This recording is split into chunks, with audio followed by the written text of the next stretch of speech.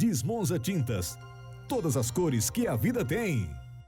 A Desmonza está em todo lugar, levando cores para cada cozinha, cada sala, cada esquina. Com um grande e variado estoque, aqui você encontra produtos de qualidade e um atendimento diferenciado em cada uma de nossas lojas espalhadas por toda a cidade. Além disso, a Desmonza também conta com tintas automotivas e industriais e um serviço de entrega eficiente. E assim estamos sempre pintando, realçando e ajudando você a deixar a sua vida mais colorida. Desmonza Tintas. A vida é da cor que você pinta.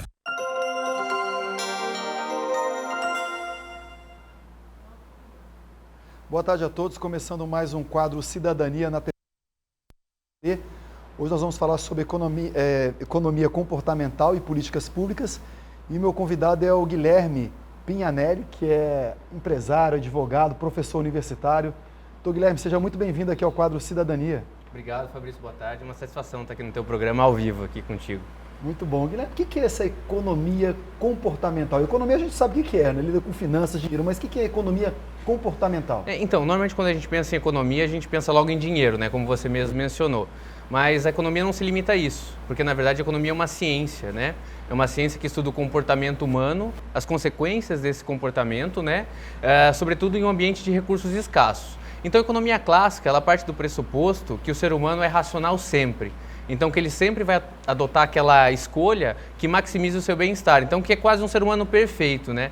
Mas a economia comportamental não. Ela entende que a gente não é perfeito, que a gente toma escolhas pautadas em alguns viés, em algumas influências, por exemplo, na emoção, alguma coisa pautada no nosso passado, que faz com que a gente não adote, talvez na maioria das vezes, uma conduta racional, né? Por isso que a gente se arrepende muito de algumas escolhas que a gente acaba tomando aí no decorrer da nossa vida.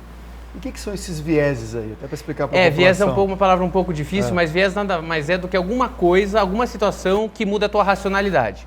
Um exemplo prático que vai elucidar bem essa situação do que é um viés. Por exemplo, quando a gente vai no shopping, então eu vou no shopping comprar uma gravata, minha esposa vai no shopping comprar um par de sapato, acaba chegando lá, vê uma promoção e aí acaba se animando com a situação e volta para casa com 8, 10 pares de sapato, né? Alguma situação não é racional, né? A princípio você não vai utilizar tanto sapato se você não for vender nesse período de tempo. Então alguma situação, por exemplo, a promoção acabou gerando uma emoção excessiva que fez com que você comprasse mais. Uma outra situação legal é que acontece muito nas eleições, ou seja, você tem o seu candidato, mas ele não está nos primeiros da pesquisa. Então você acaba mudando o seu voto, né? Porque irracionalmente, para você não perder o seu voto, muitas pessoas fazem isso. Então, racionalmente, você não votaria naquele candidato. Mas porque ele está em primeiro, você não quer perder o seu voto, você acaba votando dele. Então, isso basicamente são os vieses. Essa frase a gente ouve muito, né? Eu não vou perder meu voto. E não é racional, né? Totalmente. Você tem que fazer o quê? Você tem que votar em quem você acredita mesmo. Com certeza, né? Com quem você tem identidade, que você compartilha princípios e valores, e às vezes isso acaba não acontecendo por uma questão irracional.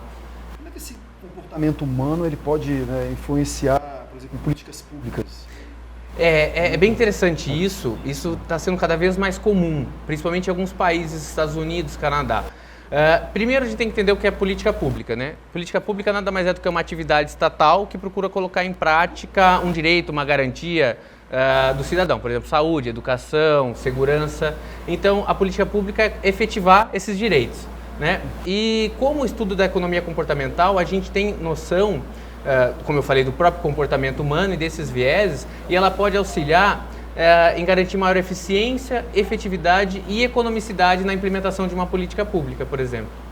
Ok, e já existe isso em algum lugar? Você falou Estados Unidos? Então, assim, está sendo muito utilizado nos Estados Unidos, no Canadá, na Austrália, na França. Inclusive, esses países, eles possuem secretarias de economia comportamental que trabalham com parceria do Estado para garantir maior eficiência nas políticas públicas. E a economia comportamental faz com que essas políticas públicas sejam mais baratas e mais fáceis.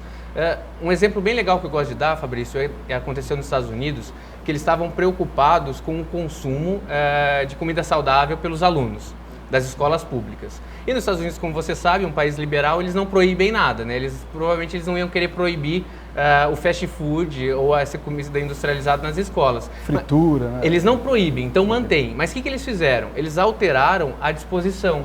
Então eles colocaram na frente, na hora do buffet, frutas e legumes e deixaram a fritura para o final.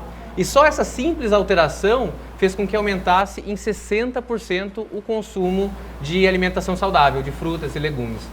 E lá nos Estados Unidos a gente sabe que as escolas são praticamente período integral, então né, os alunos almoçam nas escolas. Exato. Então só de trocar então a ordem do buffet, colocar comida saudável já fez essa grande diferença. Então uma simples alteração deu efetividade para uma política pública da saúde e da alimentação saudável. Você tem mais exemplos? Tem alguns interessantes. Nos Estados Unidos também, que é onde essa escola é mais adotada, eles fizeram, para reduzir o consumo de energia, eles começaram a mandar na conta de luz carinhas felizes e carinhas tristes. Se você consumia acima da média, você recebia uma carinha triste. Se você consumia abaixo da média, você recebia uma carinha feliz. E isso, nós somos acostumados desde o colégio a receber carinha feliz e triste, e nós nos identificamos com a carinha feliz e isso fez com que reduzisse também o consumo. Inclusive, criasse competições entre os vizinhos para todo mundo querer ter uma carinha feliz.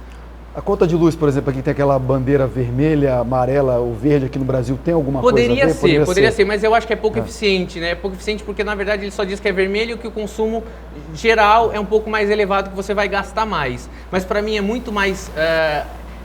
um viés muito mais positivo você trabalhar com essas carinhas, né? Porque o consumidor, de uma forma geral, se identifica e faz com que você mantenha o seu consumo dentro da média, que seria a carinha feliz, né? Perfeito. E aqui no Brasil, tem mais algum exemplo? Tem algum lugar que adota isso aqui? Então, eu fiz algumas pesquisas para identificar, a gente ainda utiliza muito pouco, mas teve duas situações interessantes. São Paulo utilizou na cobrança do IPTU, ele enviava junto com o carnê umas mensagens, informando que aquele valor, se quitado, seria utilizado na compra de merenda infantil, por exemplo, na compra de medicamentos para os hospitais.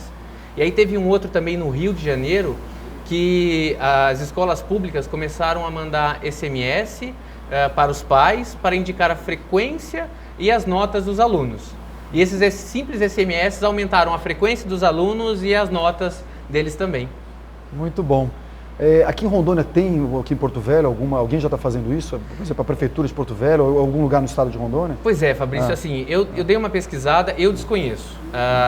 Eu não cheguei a nenhuma... Pode ser que tenha, mas eu desconheço qualquer medida que utiliza a economia comportamental em conjunto com a implementação de políticas públicas.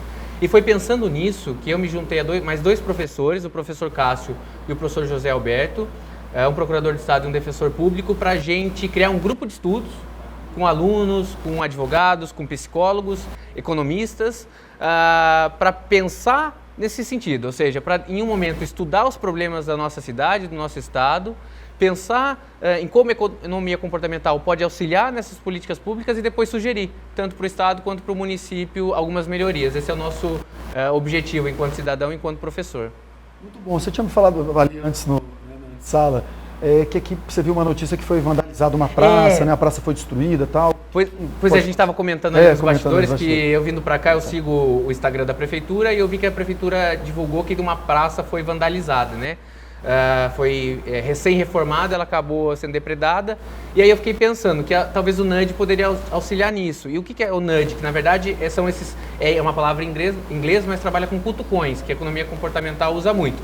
Por exemplo, se tivesse lá uma placa falando que aquele banco custou tanto e você pagou essa conta, de que o quanto custou a reforma e que aquele valor, se depredado, vai sair do seu bolso novamente, seriam situações que a economia comportamental poderia impedir talvez esse vandalismo com a praça.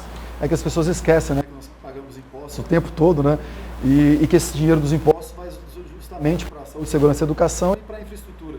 Então seria uma ideia interessante. Você imagina uma praça, você colocando lá, esse poste custou tanto, vem do seu dinheiro. É porque, veja, é irracional um ser humano vandalizar um bem público, né? A gente pensando é irracional. Então deve existir algum viés que faz com que ele sinta raiva daquela situação e aí a economia comportamental pode entender essa situação irracional e atuar em favor do município, evitando que situações como essa aconteçam e que o município possa usar aquele dinheiro, ao invés de reformar novamente a praça, em um hospital e em uma creche, por exemplo.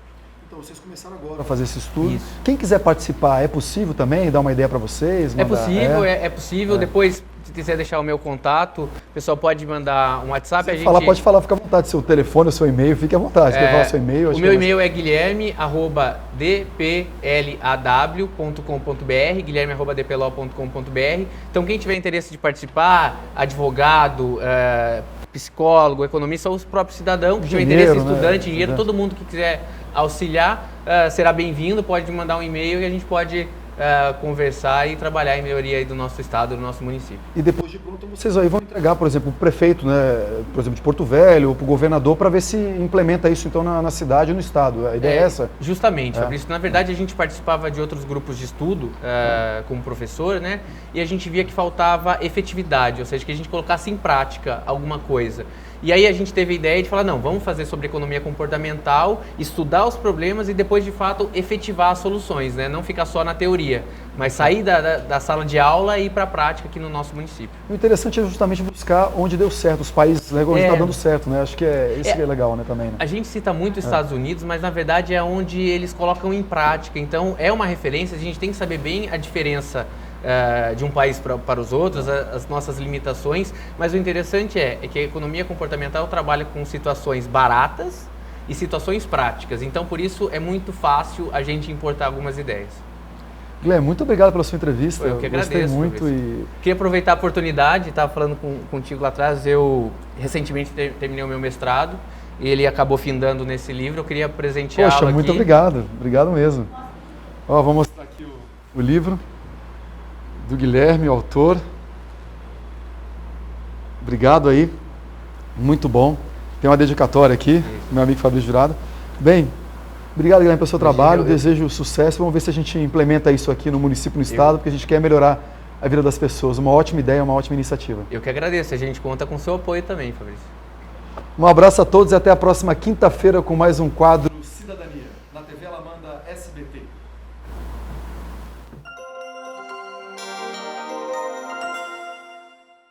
Desmonza Tintas. Todas as cores que a vida tem. A Desmonza está em todo lugar, levando cores para cada cozinha, cada sala, cada esquina. Com um grande e variado estoque, aqui você encontra produtos de qualidade e um atendimento diferenciado em cada uma de nossas lojas espalhadas por toda a cidade. Além disso, a Desmonza também conta com tintas automotivas e industriais e um serviço de entrega eficiente. E assim estamos sempre pintando, realçando e ajudando você a deixar a sua vida mais colorida. Desmonza Tintas. A vida é da cor que você pinta.